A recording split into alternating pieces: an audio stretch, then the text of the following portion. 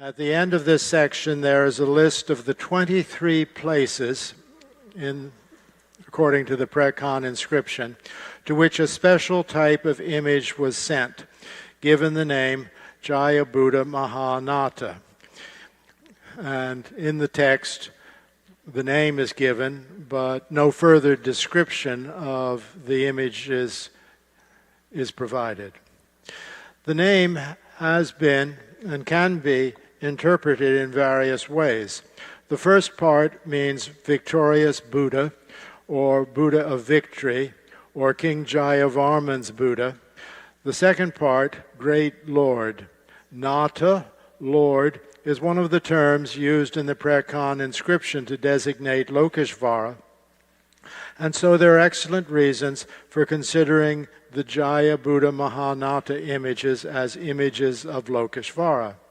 The towns to which they were sent are listed in the inscription, and a number of them can be identified. Some in Cambodia itself, some in the east in modern Vietnam, and a group in central and western Thailand, as far west as the arrow on the map. At some of these sites, a peculiar type of statue long ago given the name Radiating Lokeshvara have been discovered. And so the identity of the Jaya Buddha Mahanata statues, although still uncertain in the minds of many scholars, is in my mind quite certain. We still don't fully understand these sculptures. If radiating is an appropriate term, then we should imagine the small Buddha images that cover the chest as projections of the Buddha into space in order to succor suffering beings and to spread the Dharma, the teaching. We can turn to the Vyuha Sutra, the text glorifying Avalokiteshvara or Lokeshvara, as depicted on the walls of the enclosing gallery at Banteay Chama in far northwestern Cambodia. But this text doesn't supply definitive answers. This relief is, or was before the reliefs were vandalized, one of a sequence of 8 depictions of Lokeshvara based on the Mahayana Buddhist text, the Vyuha Sutra. The kneeling figure on lower left may be a king of the demons to whom Lokeshvara appears as an act of compassion. The small encircling figures do appear to be emanating from Lokeshvara's body, as is especially apparent when you look at the small emerging figures along the right-hand side of Lokeshvara's thigh. But these figures are not Buddhas. They have 4 arms. They could represent Lokeshvara himself. It's hard to say. The relevant section of the text of the Vyuha doesn't seem to offer help, but another section describing the innumerable beings who inhabit the hair pores of Lokeshvara's skin, including great bodhisattvas.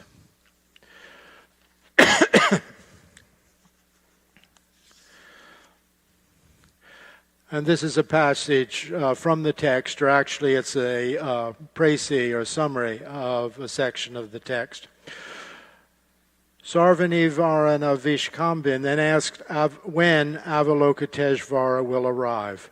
The Lord replies that after leaving Avicii hell, the great Bodhisattva enters the city of the Bretas, the hungry ghosts, where the hideously deformed and suffering Bretas call upon him. When Avalokiteshvara appears, the realm begins to cool down.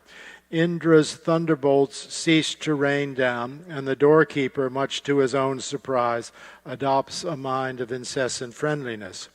Seeing this horde of beings, Avalokiteshvara generates a mind of great compassion. Rivers of water flow out from his 10 fingers, his 10 toes, and from the pores of his skin.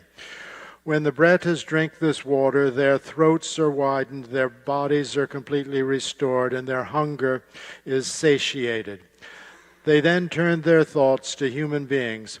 commenting at some length on happy are they who live in Jambudvipa, which can mean India or can mean the civilized world. 16 examples are given, beginning with the happiness of those who enjoy cool shade, of those who always honor their mother and father, and of those who always maintain links with a spiritual friend. From among the Bretas there then comes forth the sound of the precious king of the Mahayana Sutras, the Karandavyuha Sutra, whereupon all the Bretas are established in the realm of Sukhavati, the western celestial paradise, as bodhisattvas. Thereupon Avalokiteshvara leaves the city of the Bretas. On the left, you see a representation of this scene from a Nepalese sketchbook. The bird-headed figures are the Breta, the hungry ghosts, and we have to imagine the water that is assuaging their thirst running from Avalokiteshvara's lowered hands. On the right, you see the same manifestation of Avalokiteshvara in a 10th century Cambodian stele. On the back of this stele are written the words of the famous mantra, Om Mani Padme Hum, to be found in the Karandavyuha Sutra. The identifying feature is the presence of the lowered arms. At Bhante Chamar, the tradition of indicating Lokesvara's supplication of the hungry ghosts with lowered arms was discarded. Instead, what was important was the number 10 and the rivers of water. Rivers of water flow out from his 10 fingers, his 10 toes, and from the pores of his skin. These rivers are depicted in round dells which surround Lokesvara's body. The pores of the bodhisattva's skin are evidently as important or more important a source as his fingers. Inside each round dell is what, in a unique convention, we should understand as a crouching river goddess holding up a long floral garland. Panel 2 at Bhante Chamar of the sequence of 8 reliefs is shown here in a sketch by Jean Boisselier and is based on chapter 4 of the Karandavyuha. Avalokiteshvara becomes a supreme god who gives birth to the gods of the Hindu pantheon. The sun and the moon are born from his eyes. You see them in the discs left and right at the top. Shiva from his brow. You can see Shiva with a trident beside the middle tier of heads. Vishnu from his heart, the goddess of learning Saravasti from his teeth, the winds from his mouth, the earth from his feet, and Varuna from his stomach. Continuing with these reliefs, here is panel number 8, which has been interpreted as depicting the issuing and reception of the 6-syllable formula or mantra, Om Mani Padme Hum. Lokesvara is shown with 32 arms and 11, or possibly an innumerable number of faces. He holds a Buddha image in his lowermost right hand, a flask in his lowermost left. The Karandavyuha states that merely reciting the formula brings supreme liberation and happiness. Now we can return to the Jaya Buddha Mahanata images that were sent to the provincial cities according to the Prekhan inscription. To what extent was the design of these sculptures based upon the Karandavyuha Sutra? The idea of concept of beings immanent in the pores of the skin is surely relevant. In Part 2, Chapter 7, in the ultimate crowning pore, there are, according to the text, 90,000 apartments in which groups of Buddhas are teaching Dharma. They teach the perfections to the people of Jambudvipa, or India, who thus see the hair pores of Avalokiteshvara. Around the waist of this sculpture are 3 seated figures, and upon the chest a 4th. They are female, and so therefore can be presumed to be connected with the perfection of wisdom, the goddess. In the passage just quoted, the Buddhas are teaching the perfections, and so perhaps these figures exemplify the content of the Buddha's teaching. Or equally, within the context of the Karanta Vyuha, the goddess is identified with the 6-syllable formula. If she makes obeisance with hand clasped to the 6-syllable formula, says the text, then so much more so will the Buddhas and the Bodhisattvas. On the other hand, it could be that there's an element here that cannot be found in the Karanta Vyuha Sutra. The positioning of the 4 female figures seems to evoke the processes of what is known as Kundalini Yoga, a meditational practice found in the advanced tantras, such as the Hevajra Tantra. It involves a belief in the existence of psychic channels in the human body, 2 side channels, and 1 central channel in the trunk. The meditator sends energies down the side channels, and a female force rises within the central channel. Could that process be alluded to here? But once more, such a possibility raises questions about what was public and what was considered a secret practice, and to what extent these notions were restricted to adepts. The distribution of these images, which spread compassion to the furthest corners of Jayavarman's empire, was surely a very public act. Now at last, moving forward with the Prekhan inscription once again.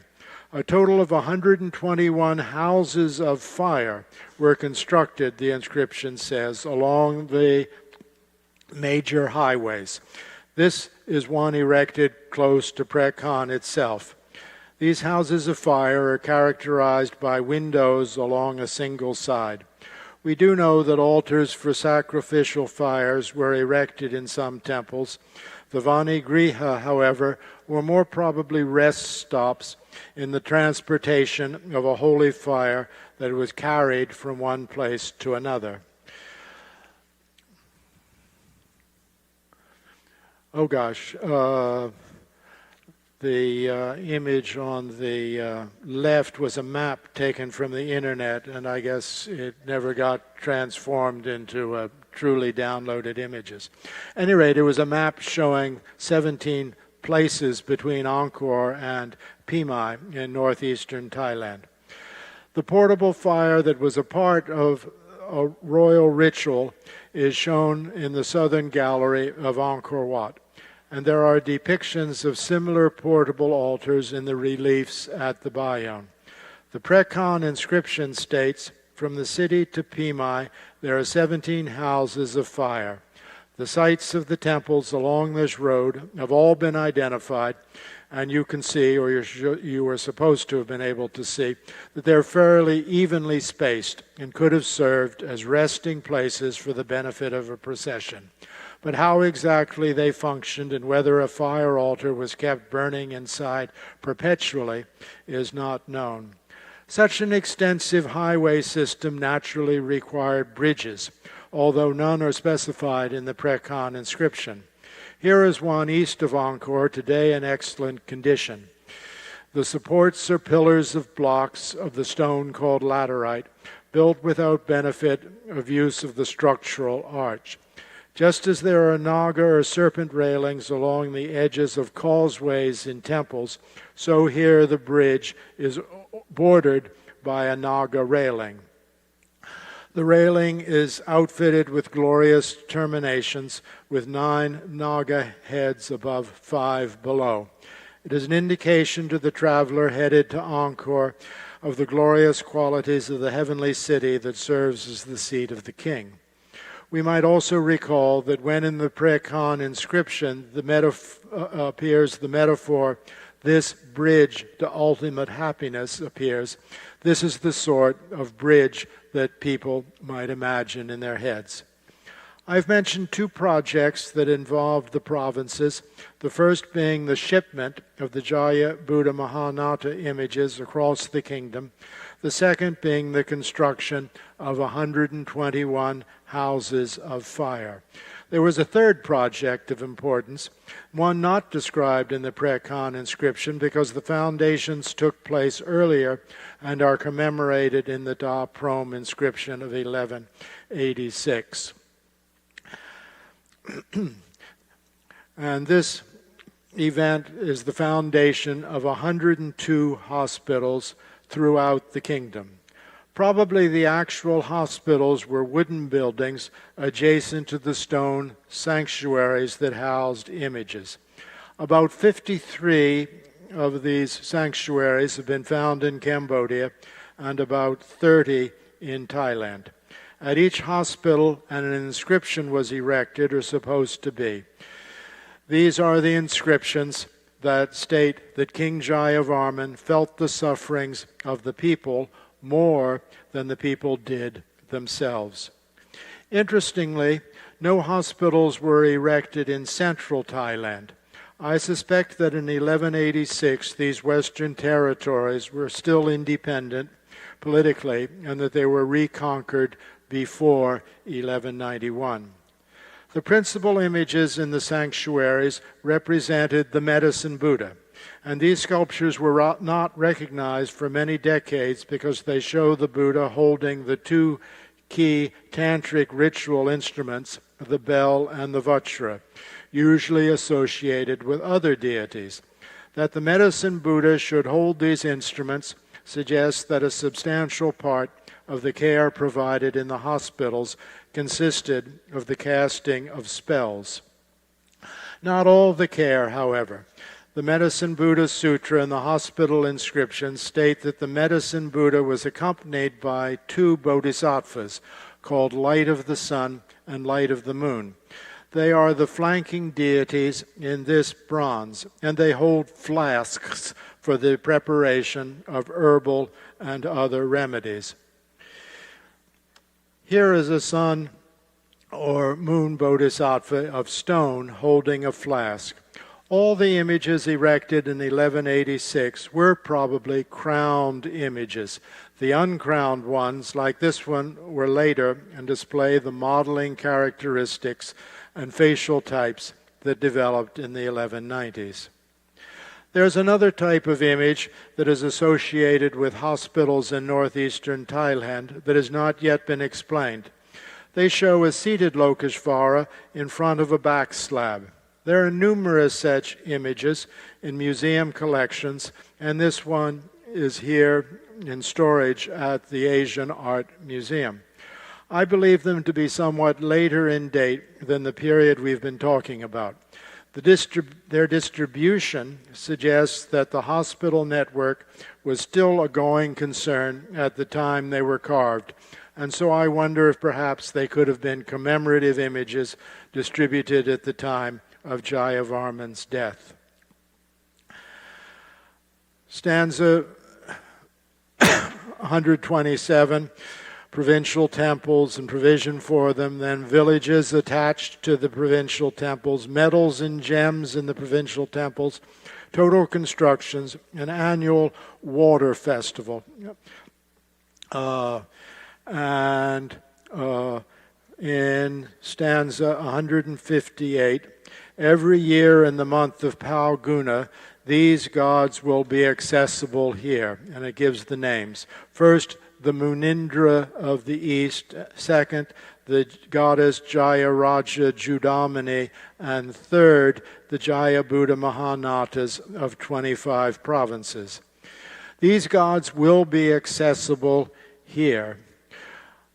These gods means gods from other temples. Here means at Pre-Khan. Accessible, the interpretation of Maxwell and others, surely correctly, is that replicas of the stone images in other temples were made of bronze and brought to Pre-Khan on the occasion of the annual festival. These bronze images were therefore festival images, like the festival images or Utsava Murti of southern India, kept sheltered most of the year, but brought out for circulation on special occasions when the spirit of the primary image would be coaxed from its customary abode and made to enter the festival image. The Munindra, or king of sages, that is the Buddha, cannot be identified with certainty. The second deity on the list is the goddess Jayavardhani. She is the perfection of wisdom. It's installed at the temple of Da Prom, and also, the king's mother. Third on the list are the Jaya Buddha Mahanata of the 25 provinces, the number 25 appearing to mean that subsequent to the shipment to the 23 enumerated provincial sites, 2 more images were sent to other unknown places. Some of these images would have needed to come a long way, presuming that the festival images really were kept year-round at the provincial sites. At any rate, surely the festival brought to Angkor the provincial officials who would have had reports to present at the capital and official business to conduct. This bronze in the Walters Art Museum is 21 inches high, an appropriate size, possibly, for a festival image. Might it and two other bronze Jaya Buddha Mahanata be one of the festival images sent to Prekhan annually? Perhaps it should be disqualified because of its differences from the stone images. There are no small Buddha images on the chest, for instance. The seated figures are treated somewhat differently. They are probably female, but they are 8 spaced around the waist, and each holds aloft small discs, 1 in each hand. And even though there are no small Buddha images on the chest, those in the hair, necklace, armlets, and bracelets, and on the anklets and toes add up. There are a total of 140. Nantana Chutiwong observed that the attributes Lokeshvara holds are the same as those in some of the Bhante Chamat's reliefs. An example is the presence of a seated figure, sometimes identified as a Buddha, in the lowermost right hand. At some point after 1191, after the Bayon had essentially been completed, brick structures were added between the inner gallery of reliefs and the outer gallery of reliefs. Inscriptions were added on nearby stone architectural elements, giving the names of the images installed on the brick buildings, which were called kuti, a word that generally refers to the cell of a Buddhist monk. These inscriptions identify many of these images as ones located in the provinces, including Medicine Buddhas and Jaya Buddha Mahanatas. Most probably following the dedication of the Bayon, the Palguna festival ceased to be centered at Prekhan and was moved to the Bayon. At a subsequent date, the brick kuti were all dismantled. I suspect that when Angkorian power waned, possibly even prior to Jayavarman's death, the loss of control over the distant provinces made the Palguna festival less viable, and it was considered not appropriate for such reminders of past glory to remain standing in the heart of the city. The next stanzas in the Prekhan inscription are devoted to the lake just east of Prekhan. According to stanza 168, Holy Chaya Shri is like a beautiful braid on the head of the king's radiant bride, who is the earth herself, a braid in which the hair is perfectly arranged and plaited together, and which is highlighted with stones, gold, and garlands. In that braid, this king, Lord of the earth, has placed the mirror of the Jayataka, Victory Lake, abounding in beauty. Maybe here we should imagine the central image as being like one of the heavenly beings that adorn the walls of Angkor Wat. The woman we see here is like Earth herself, according to the words of the inscription.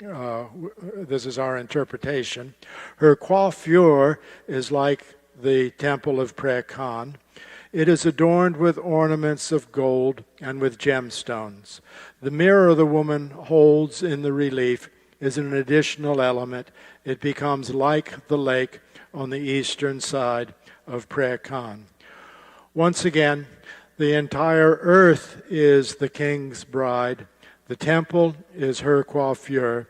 The lake is like a mirror held up to the coiffure. In the middle of this lake, an island was constructed with its own internal pond. This is the temple of Prayer Khan. This is the temple of Neak Pian. The grass you see here was intended to be covered with water, making a pond. The central sanctuary is raised on a platform, ringed at its outer edge with an encircling naga. The structure underwent changes over the decades, and originally the focus was not so extensively on Lokeshvara. This emphasis on Lokeshvara, however, can be connected with the spirit of the Prayer Khan inscription. A notable feature is the sculpture of a horse, which was reconstructed before the Second World War.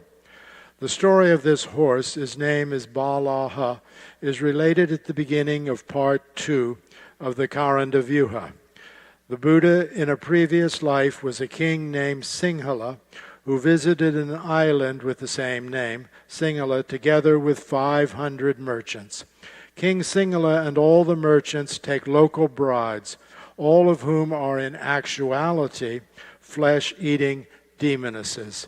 King Singhala learns this and is also told of the existence of Balaha, the king of horses, whom King Singhala then meets. The horse addresses King Singhala. Who is going to the other side? Who is going to the other side? Who is going to the other side? The horse, in fact, is an incarnation of Lokeshvara, and Singhala replies, as he has been taught, I, Master, am coming to the other side. Singhala gathers the merchants and tells them that their wives are in fact demonesses, and that in 3 days' time, they will be able to escape. Singhala and the merchants gather, and Singhala informs them that they will be able to escape, but on doing so, they must not look back or open their eyes. They meet Balaha, who then asks, who is going to the other side? 3 times, and repeats the warning about looking back.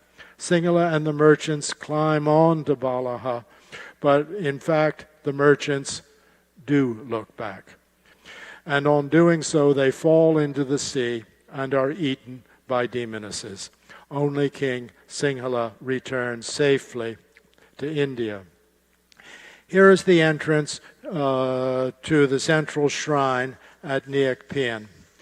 On the other faces are panels with varied manifestations of Lokeshvara. In some cases, the subsidiary figures appear to match up with those in another one or another of the reliefs at Bante Chamar. Here are the other 2 faces. In the one on the left, the small flanking niches with seated Lokeshvara images, rare in the art of the period, suggest the possibility of inspiration from a contemporary Indian painting that had been carried to Angkor. Meanwhile, the remaining stanzas in the Prayer Khan inscription bring it to a close. In stanza 172, the king proclaims a prayer. Let my Father rejoice in an enlightenment such as others have not attained, so that all creatures may cross the ocean of worldly existences. The notion of crossing the ocean of worldly existences resonates with the story of the horse Balaha and his question, who is going to the other side? Stanza 173 states that the king has built a bridge to ultimate happiness. This bridge represents the continuity of the Buddhist doctrine, the Dharma. Who then, he challenges his successors, will safeguard this continuity in the future? I have done these good works, states stanza 175, with the greatest devotion in memory of my parents and of their kindness, which is beyond price. And in stanza 178, it is stated that the proper revenues from the supporting villages must be maintained. Otherwise, the worship of the gods is disrupted. And finally, Jayavarman's eldest son, Prince Virakumara, states that he has composed the inscription. Come to 12:15, and I have finished the section on Prekhan, and there are two additional sections, one of which has to do with this question of tantric or non-tantric strains, and another section on the face towers. I think what I'm going to do is very rapidly just flick through all those slides so that you can imagine the experience of learning all these additional facts, but I will do it so quickly that there'll be some time for some questions. This is Bhante Chama. Bhante Chama. This is the biome and the biome.